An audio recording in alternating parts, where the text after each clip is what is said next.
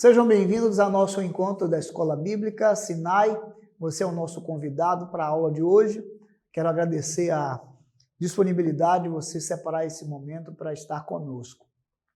Quero lembrar também que presencialmente esse estudo é ministrado todos os domingos, das 8h45 às 10 horas. Então, além de ter esse conteúdo aqui através dessa mídia, você também pode fazer essa interação com o professor em sala de aula. Quero iniciar agradecendo e orando ao Senhor para que esse seja o nosso encontro marcado pela inspiração de Deus sobre nossas vidas. Querido Pai, quero agradecer o privilégio desse dia e a oportunidade de estarmos juntos lendo uma porção das Escrituras. Que o Senhor nos dê direção e nos conduza e nos abençoe. Quero agradecer por todos os que dedicam esse tempo a sinceramente aprender, que após essa ministração ou durante essa ministração, um detalhe possa ser acrescentado positivamente à vida dos meus irmãos. Em nome de Jesus, agradecemos esse encontro e a Ti dedicamos, assim oramos, em nome de Jesus. Bom, o nosso estudo de hoje tem como, vamos dizer, o desafio ao longo da nossa jornada, caminharmos pelo panorama do Antigo Testamento. Então, esta é uma visão panorâmica, o que nos permite ver como que de uma ampla visão às planícies da geografia bíblica e ser despertados para os pequenos detalhes que nos convidam a um mergulho mais profundo. Então, nós olhamos o texto de longe, visão panorâmica, e eu espero que ele desperte em você o interesse por fazer um mergulho mais profundo em alguns detalhes. Temos caminhado pelo Antigo Testamento e hoje vamos dar sequência com a lição que passa pelo livro de Cantares. E ao olhar para esse texto bíblico, sim, nós podemos passar ao caminhar compreendendo a beleza do amor bíblico no casamento. Se você ainda não tem o seu cônjuge, esse texto também é para você. Se você está casado e o seu casamento vai bem, esse texto é para você. Se você tem enfrentado crises no relacionamento, esse texto é para você. Se você já compreendeu, já caminhou na sua história e hoje vive uma vida solitária, esse texto também é para você. Então, eu quero convidar você a pensar sobre o que Deus tem a nos dizer nesse livro que eu chamo de um dos livros mais intrigantes das Escrituras. Nós temos 3 objetivos principais quando passamos por esta lição. O livro tem 8 capítulos, é uma porção das Escrituras que numa sentada você pode ler. Ele tem cerca de 6 canções que podem ser divididas aí, do capítulo 1 até o capítulo 8, mas temos 3 importantes objetivos na lição de hoje. O primeiro deles é o que você deve saber. No que diz respeito a isso, o objetivo é entender a utilidade do livro de Cantares para a igreja e conhecer os bons exemplos de relacionamento conjugal saudável. O segundo objetivo é o sentir. Aqui, nós queremos que você possa buscar a maturidade espiritual também nos relacionamentos pessoais. Veja, e esperar no Senhor a direção para a sua vida conjugal. Por fim, o agir, esperamos que isso venha fortalecer o seu relacionamento conjugal, demonstrando amor de forma clara ao seu cônjuge. Então venha conosco nessa jornada que permite a oportunidade de nós descortinarmos um pouco mais da história bíblica através do livro de Cantares. Quando pensamos sobre as informações desse livro, aqui estão as informações básicas, o que nós chamamos de resumo, que é um panorama mais sucinto. O autor, que sempre nos remete a de onde veio essa inspiração, é uma inspiração divina dada a Salomão. Ele é aquele que é apresentado no livro. Aliás, o livro começa dizendo assim: Cântico dos Cânticos de Salomão. A data conhecida para a escrita desse livro é o período de 970 a.C. Isso diz respeito ao período do reinado de Salomão. O versículo-chave que nós podemos destacar em todo o livro é o capítulo 8 e o verso de número 7, que já eu vou destacar esse texto para você. E a palavra-chave não poderia ser outra, senão esta, o amor. O livro trata de canções que didaticamente elas exaltam o amor do casal, o noivo e a noiva, o esposo, a esposa, mais especificamente Salomão e a Sulamita.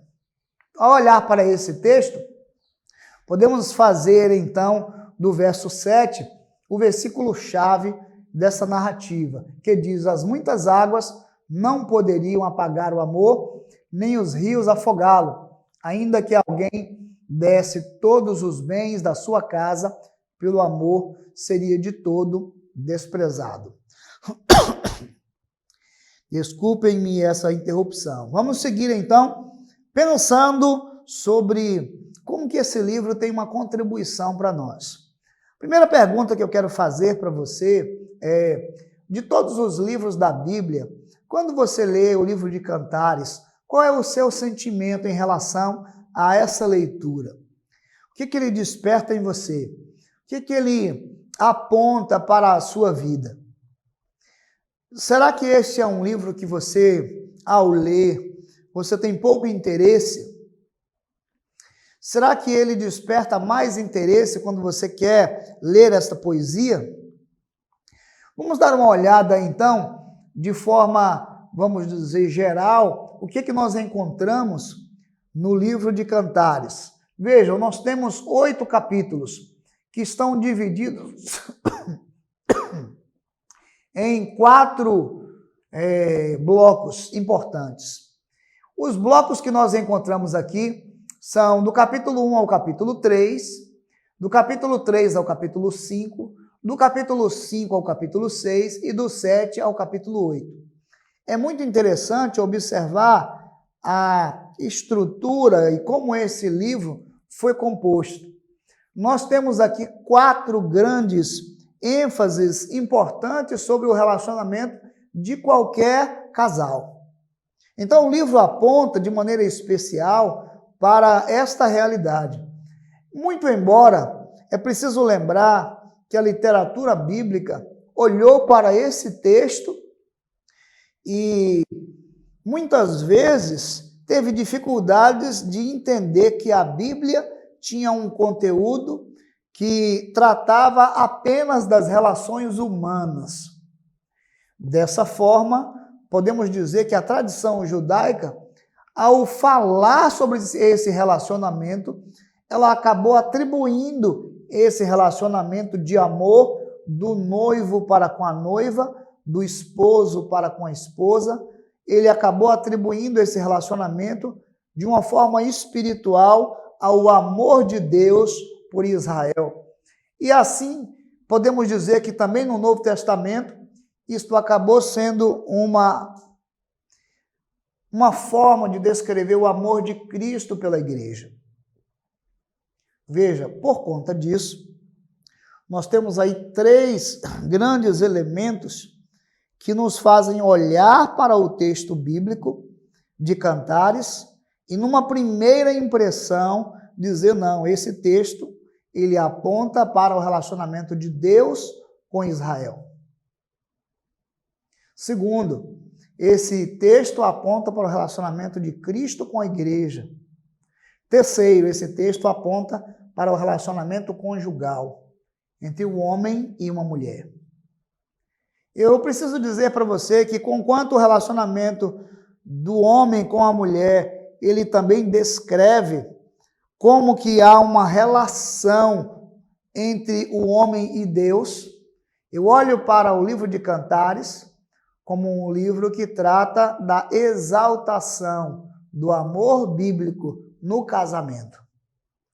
E assim, podemos dizer que todo o casamento, da forma como está apresentado nas Escrituras, também reflete o relacionamento que o homem tem com Deus, que Cristo tem com a sua igreja.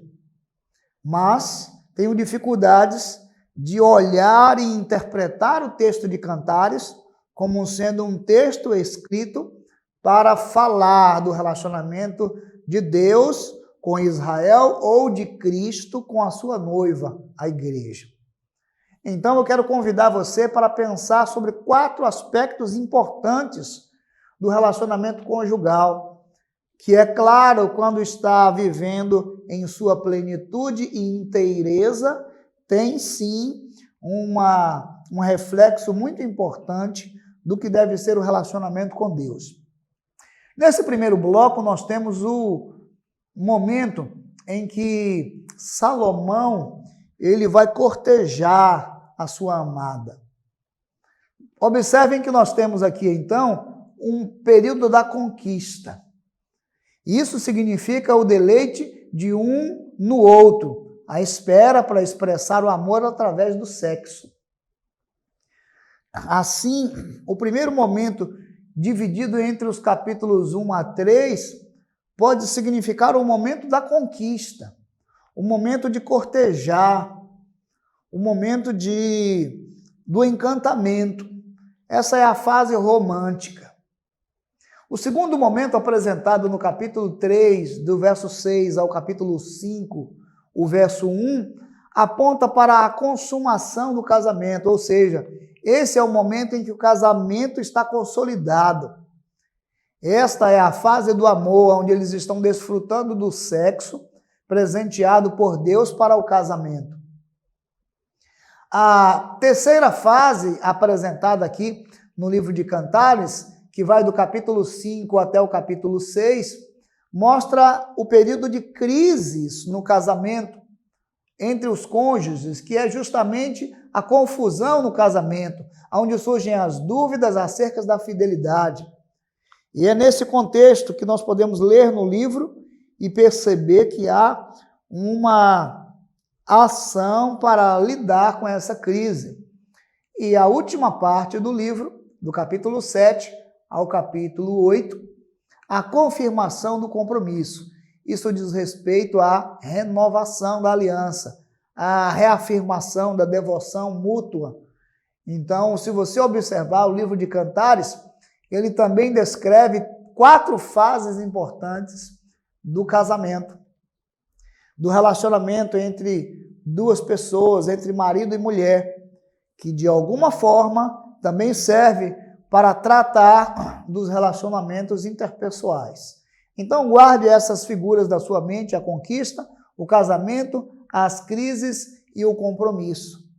Se pensarmos na sociedade de hoje, podemos perceber que essa construção, muitas vezes, ela não consegue se consolidar, porque as fases não são observadas, porque o casal já começa muitas vezes pela intimidade e não constrói uma conquista, não consolida isso através de um casamento bem estruturado, e por isso já lida com as crises e acaba vivendo a ausência de um compromisso que permite ao casal viver uma vida longa.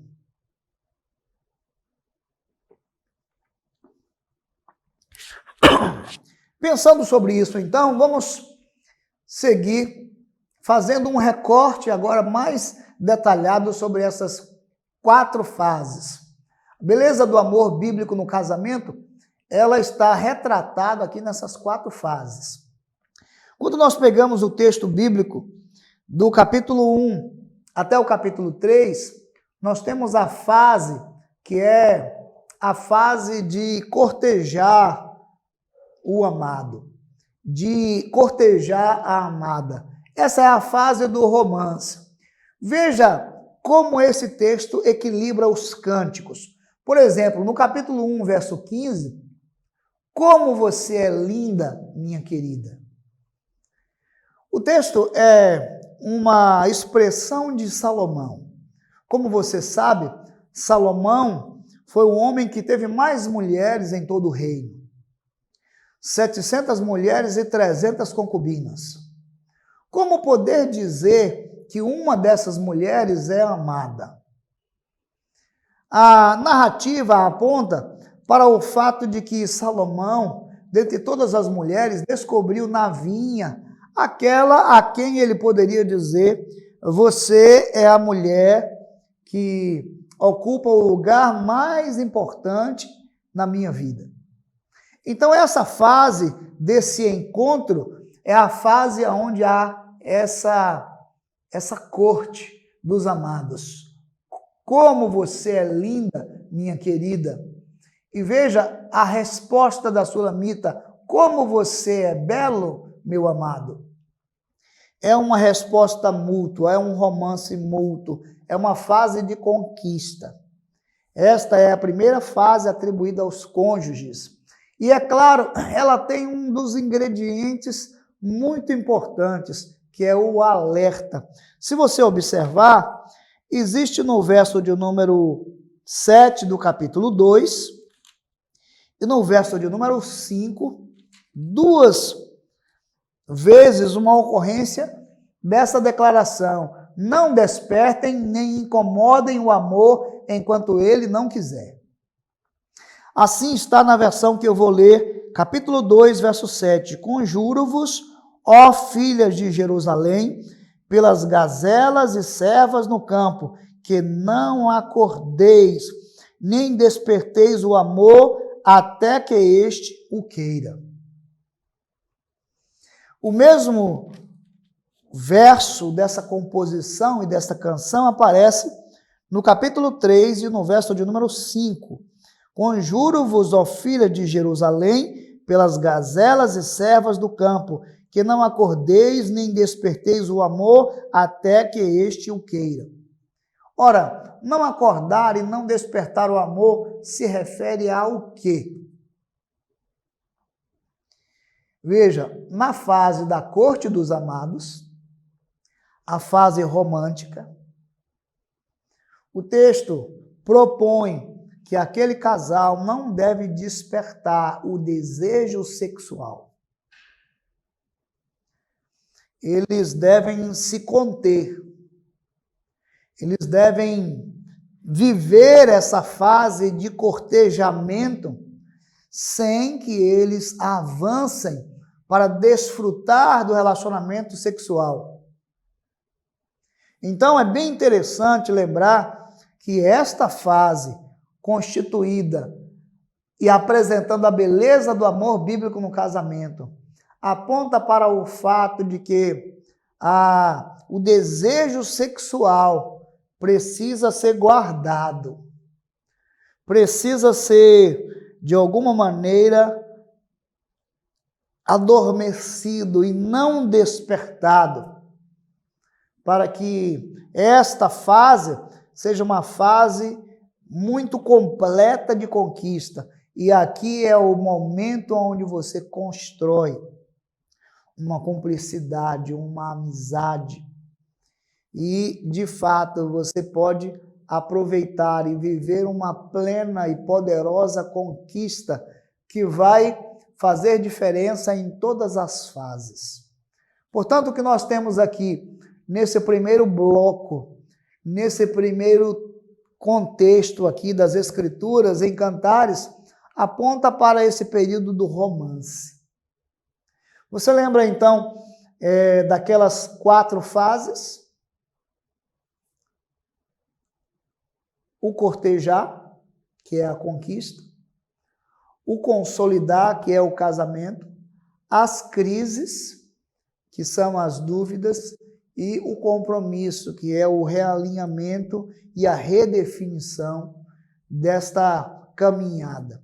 Vamos seguir então para o segundo bloco, que vai do capítulo 3, a partir do verso 6, até o capítulo 5. O que nós temos aqui é a consumação do casamento. Então, nesse momento, ele diz assim: você fez disparar o meu coração, minha noiva. Capítulo 4, verso 9. A Sulamita, em resposta a isso, disse que o meu amado entre em seu jardim. São todas expressões que falam agora, vamos dizer, do relacionamento sexual pleno, vivido após a consolidação do casamento. Nesse momento, o casal vive o que o Tim LaHaye chama de ato conjugal. Eles não despertaram amor sexual na fase do romance, eles viveram essa linda, poderosa e estruturante conquista, e agora, quando consolidaram o casamento, eles vão viver o ápice da intimidade, da troca, do conhecimento, do prazer. Isso está bem delineado aqui nos capítulos 3, a partir do verso 6, até o capítulo 5, verso 1. Deus declara: comam, amigos, e bebam, e embriaguem-se, ó amados. Esse é o momento quando o Senhor é apresentado como aquele que estende suas bênçãos sobre esta fase do relacionamento. Não a fase do romance. O que nós encontramos então é a exaltação ao amor bíblico na experiência conjugal do casal. Cada coisa ao seu tempo. Romance, casamento, consolidação, é o que nós encontramos aqui. E é importante lembrar que é nessa fase aonde o casal vai viver essa amizade e vai poder viver a embriaguez. Isso quer dizer, aquilo que eles viveram antes como sendo a oportunidade de se guardar, agora eles vão viver livremente e vão desfrutar das delícias do amor que foram sabiamente planejadas por Deus no ato sexual. Se você pensa que o ato sexual é invenção humana, que é vamos dizer, muitas pessoas pensam que o ato sexual é alguma coisa diabólica e carnal. Aqui o texto mostra que é justamente um momento de prazer amplamente abençoado por Deus, e dentro dessa conjuntura da construção familiar que se estabelece entre o cônjuge. Lembrem-se, conquista, consolidação. O ato sexual antes do casamento é consolidar, é ter uma intimidade sem cortejo, muitas vezes a busca pelo prazer que foi despertado, sem que haja um compromisso estabelecido. E é o que nossa sociedade vive. É um prazer sem responsabilidade. É um prazer que faz do outro um objeto de desejo. E nesse contexto, acredito que o livro do Cântico dos Cânticos, ele apresenta uma estrutura essencial para o desenvolvimento dessa harmonia conjugal. Vamos pensar então na terceira fase, que nós chamamos de confusão no casamento. Acompanhe comigo: conquista, consolidação e crise ou confusão. Aqui nós temos 3 Cs. O que representa essa fase de confusão? Veja que no capítulo 6, verso 1, para onde foi o seu amado, ó mais linda das mulheres? Diga-nos para onde foi o seu amado e procuremos junto com você. Esta é a fala das mulheres de Jerusalém, as amigas da noiva. A Sulamita: o meu amado desceu ao seu jardim para descansar. E Salomão: pode haver 60 rainhas e 80 concubinas, mas ela é única, a minha pomba, a minha mulher ideal. O que nos ajuda a pensar sobre a crise que se estabelece no casamento. A Sulamita teve um sonho. Ela sonhou que o seu esposo havia deixado os seus aposentos e havia descido para procurar outras mulheres, porque ela não o tinha satisfeito. Esta canção, que aparece dos capítulos 6 em diante, dá conta de que ela então agora vai voltar e procurar o seu amado para satisfazê-lo, porque no seu sonho ele está indo embora. E isso se estabelece como uma dúvida. E essa dúvida gera uma crise. E essa crise aponta para o distanciamento do casal. Veja que coisa interessante. A gente lê o livro e muitas vezes passa tão despretensiosamente por esta realidade. O casamento, que é marcado pela conquista, que é consolidado pela forma plena de se embriagar nas carícias e no prazer planejado por Deus, através do ato sexual, ele agora está ameaçado pela dúvida. E a crise vem pelo não entendimento, pela desarmonia. A crise aponta para a infidelidade, para a desconfiança. A crise aponta para o distanciamento. E esta crise pode ser qualquer coisa. Faz sentido isso para você? De maneira que a crise, nesse contexto, ela coloca em evidência a dúvida, ao mesmo tempo que encoraja o afastamento e ainda assim alimenta a infidelidade. O movimento então que a Sulamita faz, o movimento então que Salomão faz, é um movimento de resgatar, de resolver a crise, de recuperar a confiança.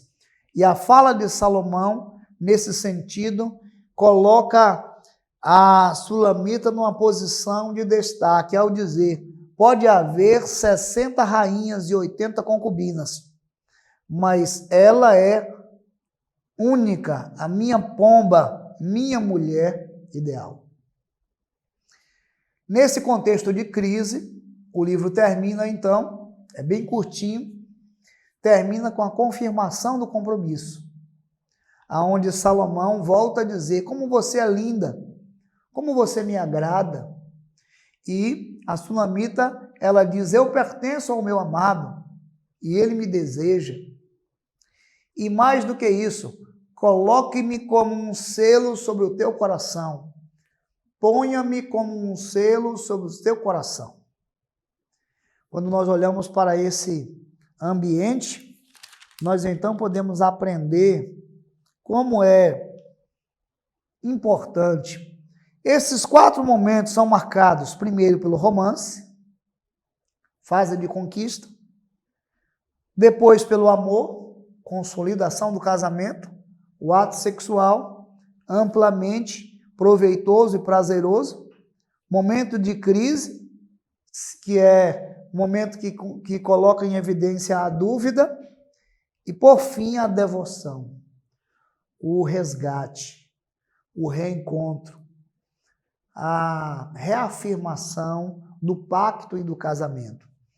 O livro de Cantares, sim, é a beleza do amor bíblico no casamento, e seu estandarte sobre mim é o amor. Esta é a verdade. O homem se unirá à sua mulher e eles se tornarão uma só carne, conforme Gênesis 2, 24 nos apresenta. Ao olhar para essa história, nós podemos destacar algumas lições e alguns princípios que servem como os principais ensinamentos. Vejam aqui algum deles. A atração emocional e física entre um homem e uma mulher é bela e deliciosa. Esse é um ingrediente que Deus colocou. Ele aparece na conquista.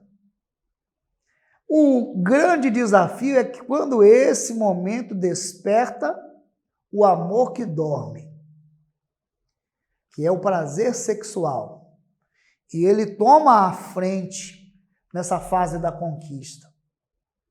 Por isso, aqui nós estamos falando da primeira fase, a fase do romance. Essa é a conquista, é o primeiro C do casamento, que pode ser conhecido como a exaltação do casamento bíblico. Segundo, é desejo de Deus que o sexo só encontre plena satisfação dentro dos laços do matrimônio. Eu vou voltar a essa parte para você ver. Comam, amigos, e bebam e embriaguem-se, ó amados. Na consolidação do casamento, é desejo de Deus que o sexo, sim, ele encontre plena satisfação. Eu quero que você observe há bênçãos espirituais para esse momento, quando você reserva o seu corpo e o seu apetite sexual para entregar ao seu cônjuge.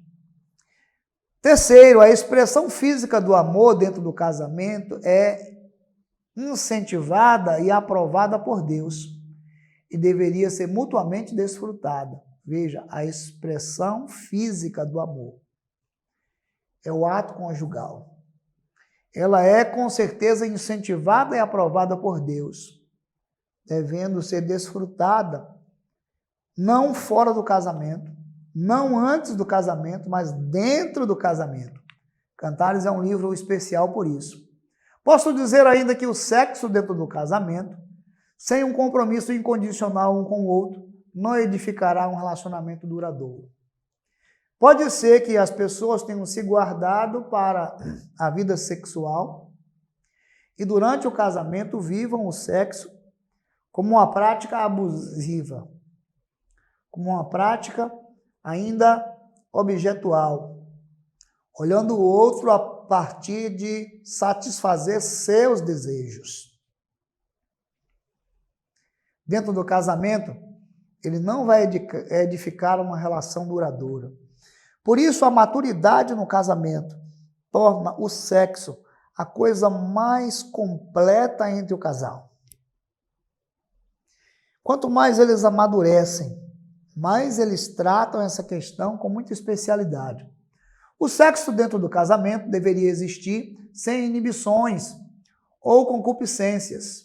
Sim, aqui a gente deve dizer que o livro aponta para intimidades que elas são muito peculiares de um casal. Claro, sem exageros maus, sem levar, vamos dizer, o ato sexual no casamento a uma atitude pornográfica. Mas a maneira como o texto apresenta as comparações nos fazem perceber que a atitude sexual no casamento, ela é cheia, vamos dizer, de liberdade e, veja, existir sem inibições.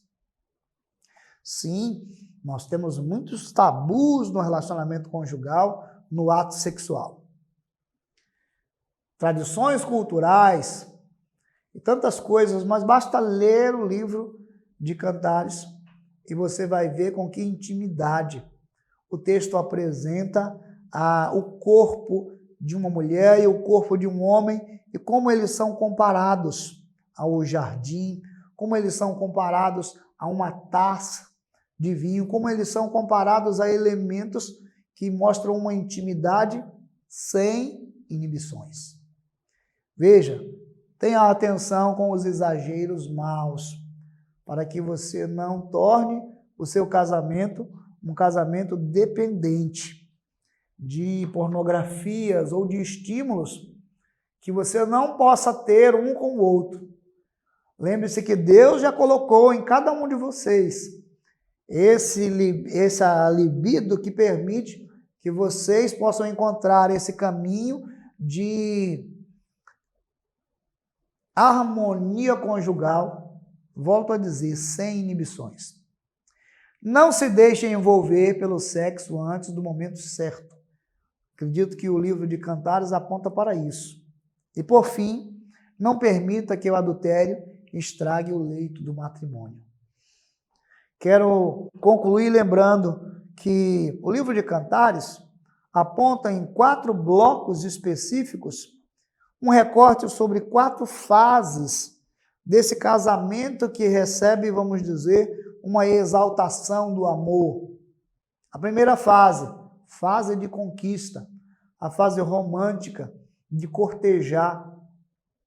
Segundo, fase de consolidação, o casamento em si, a maneira onde o Senhor ordena a bênção e ordena que o casal possa viver amplamente e se embriagar das delícias do amor.